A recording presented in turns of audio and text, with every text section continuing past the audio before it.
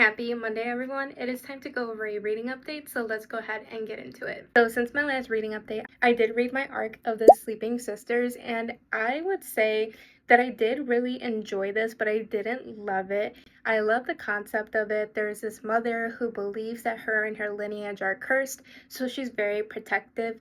And then we also follow this detective who has a really personal connection to these cases that keep coming up of missing women, murdered women. Her personal connection is that her cousins were murdered and they believe that they caught the killer, but the recent murdered women were murdered in the same fashion. So they basically are trying to figure out if this is a copycat killer or if they got the wrong guy in the first place. And somehow these two storylines connect. Really wanted to love it. Something missing for me, but I do love the conversations about PTSD, motherhood, the lack of justice of the missing and murdered women, their cases. There's just so many amazing conversations, but I think the thing that really kept putting me off was the detective just being so narrow-minded and almost tunnel visioned the entire way of the story that it just kept putting me off, because I was like, girl, you have a personal agenda, not necessarily just because of the cousins that were murdered, but because she likes the husband. And it definitely impaired her judgment, and so she became very tunnel visioned, and I did not like that. I mean, it kind of leans into the fact that like a lot of detectives and cops do kind of tunnel vision really early on, and sometimes they focus on the wrong person, and that's how you end up not getting justice for these victims, because you're focused on the wrong person. But at the end of the day, this detective overall was just so frustrating to follow. I feel like her character could have been so strong.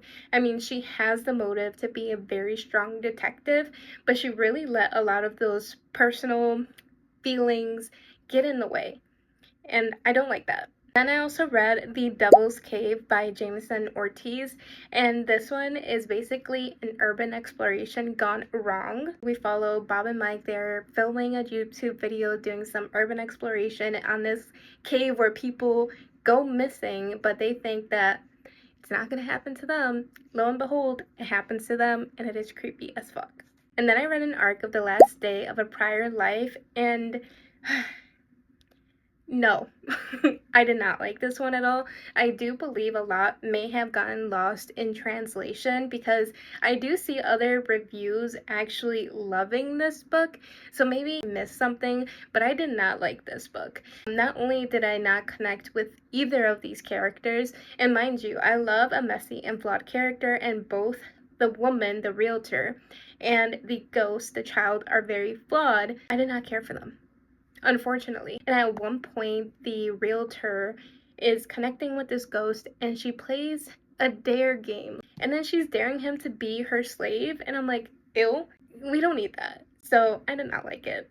But the premise of it is that we follow this real estate agent who was supposed to sell this house, but it's really hard to market it because it's not beautiful enough for like the rich clients, and it's too inconvenient and uncomfortable for regular normal people. Yeah, it was really hard to sell this house, let alone that there's a fucking ghost. And then she kind of gets stuck in this cycle where she keeps returning to this house to kind of communicate with this ghost child, and then we get to know what happened with him. And again, I just didn't connect with either of these characters.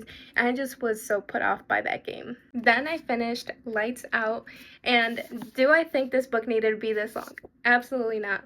But it was fun, and it was very hot, it was very sexy, so I did enjoy it. We follow Allie, who has this mask kink, and Josh, who is this mask talk person that she has had fantasies of, and he realizes that and basically storms his way into her life, and she digs it. I was entertained pretty much the entire way through. And then I read The Summer I Died, and I have to say, if you are going to pick up any of the books that I just mentioned, it has to be this one. I know now why people always recommend it, because it's so fantastic. You follow both Roger and Tooth. They are best friends, and they go to do some shooting, some target practice, and they hear a woman cry for help. They go to help her only to fall into the hands of this incredibly sadistic fuck.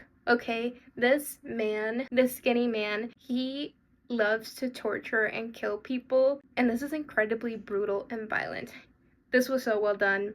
I definitely plan to continue the series. Yeah, I recommend. Then I listened to the audiobook of A Sociopath's Guide to a Successful Marriage. In this one, we follow Lala, who is a sociopath and literally will do anything to have the life that she wants. She is very delusional, and I kind of love it for her. She's a very unlikable character, but by the end of the book, you understand why she made all of those decisions, and it's a very entertaining thriller.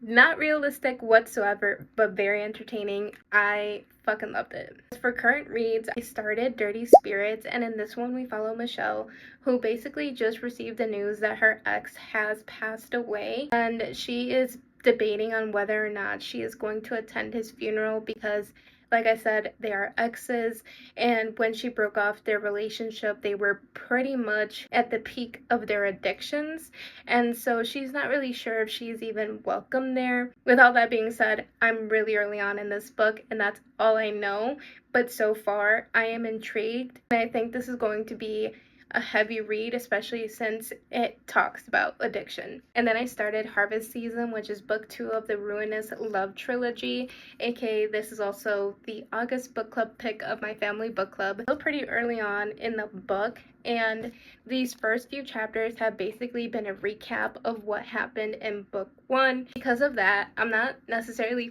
fully engaged. I feel like book 1 instantly grabbed my attention, and I'm struggling a little bit with this one only because of those recaps. But I love these characters so much that I know that as I continue the story, it's going to get my attention once again, and I'm just so curious to see how these two are going to cover their tracks after everything that they did and committed in book 1. That is my reading update. If you've read any of these, please let me know your thoughts, and as always, happy reading!